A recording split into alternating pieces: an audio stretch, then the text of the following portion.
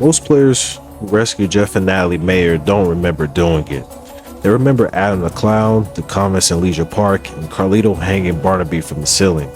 Jeff and Natalie get filed away as that couple on the roof and forgotten by the time you're back in the vents. That reaction makes sense. Nothing happens up there. There are no zombies, no boss fights, and no twists. You walk a guy across the roof so he can hug his wife, and then you leave. That's the common reading. Tutorial, escort, prestige points, and move on. That explanation works fine if you're only measuring difficulty. It doesn't explain why the game hides them, it doesn't explain the death timer, and it doesn't explain why the developers programmed Natalie to follow Jeff instead of Frank after the reunion, a behavior no other survivor in the game has. The more interesting question isn't whether this scoop is easy, it's why the game designed the easiest rescue in the mall to be the one you're most likely to miss entirely. Love lasts a lifetime is unannounced. Otis doesn't call and your map stays clean. The scoop spawns at noon on day 1 and expires at 6 that evening. You got case files starting, other survivors popping up, and routes to figure out. Jeff's standing by the elevator and Natalie's on the far side of the roof. The game says absolutely nothing about either of them. Every other scoop has a radio call or a marker or at least a cutscene. Jeff and Natalie get silence. But here's the thing, the game is watching whether you follow through. If you encounter Jeff and walk away without recruiting him, he can die roughly 35 in-game minutes later. That's under 3 real-time minutes. You don't need to talk to him for the clock to start. Just running into him and leaving is enough. You come back and he's gone, and the game never tells you what happened. There's no failure screen, and Otis isn't scolding you over the transceiver. There's just an empty slot on a roof where a man used to be standing. The game isn't just letting you miss Jeff and Natalie. It's testing whether you'll prioritize 2 unmarked civilians over whatever objective is flashing on your screen, and if you find them and leave anyway, it kills them for it. Jeff is 55 years old. He came to the mall with his wife and lost her when everything broke down. He's been pacing by the elevator since noon, and Natalie's doing the same thing on the other end. Neither one is hurt, and neither one is cornered. They just can't find each other across an open rooftop in a building that stopped making sense hours ago. When Frank walks up, Jeff runs over and asks if he's seen his wife. Frank offers to help. They walk. That's the whole interaction. They recognize each other and run together, and the embrace triggers a photo opportunity worth up to 10,000 prestige points. In the original 2006 game, the artistic achievement requires a single photo worth at least 3,000 prestige points, so the reunion shot clears that by a wide margin.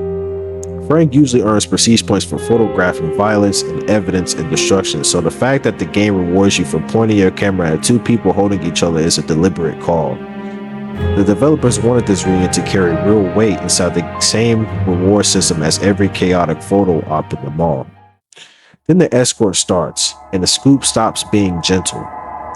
The roof is safe, but the path back runs through the warehouse, down the vents, and through zombie-packed corridors.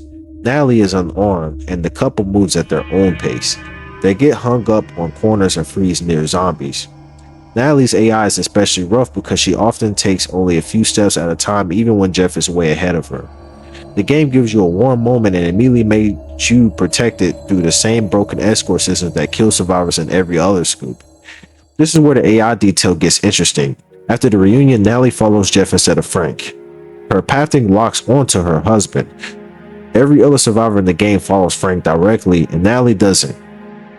The game never calls attention to this. It just happens on how she moves. Someone on the development team programmed a wife to follow her husband through a zombie-infested mall instead of following the armed stranger leading the way. Whether that was a deliberate character choice or a quirk of the escort system, the result is the same. It makes the relationship feel real in a way dialogue never could. Jeff follows Frank and Natalie follows Jeff. The chain works as long as nobody gets stuck on a doorframe or panics near a zombie. When it breaks, you feel it.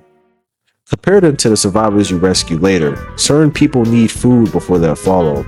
Others are too scared to stand. The injured survivors slow you down worse than either of the mayors. Love lasts a lifetime sits at the front of the curve on purpose. It gives you one clean win before the game starts teaching you that clean wins are rare. You feel good about this rescue, and that feeling has a shelf life. After you deliver them to the security room, Natalie waits in the room with the green door. When Kendall Johnson decides the helicopter isn't coming, he rallies the survivors in the room to leave. If Frank doesn't stop the mutiny in time, Natalie walks out with the group and heads back into the mall. Everything you did on the rooftop comes undone because a hungry man got loud and Frank wasn't there. The game gave you a reunion and then put it on a second timer you didn't know about. That pattern runs through the whole game. You save someone and then risk losing them to a completely different system. Jeff and Natalie sit in an interesting spot when you put them next to Frank. Frank came to Willamette alone by choice, chasing a story. Jeff and Natalie came to the mall together and got separated by something they've never saw coming. Frank spent 72 hours uncovering the truth. Jeff spent his afternoon trying to find his wife. The case files never mention the Meyers, and Otis never brings them up again. They exist in the margins of a conspiracy they'll never know about. That marginality is the point. The Seneca Beza cover-up, Carlito's revenge, and Barnaby's research all drive the plot. Jeff and Natalie are the reason any of it matters. The outbreak is a crisis because ordinary people are caught inside of it.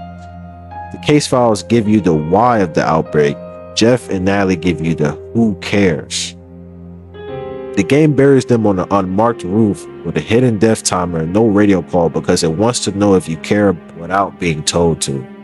Every other rescue has a prompt, and this one has silence and a clock.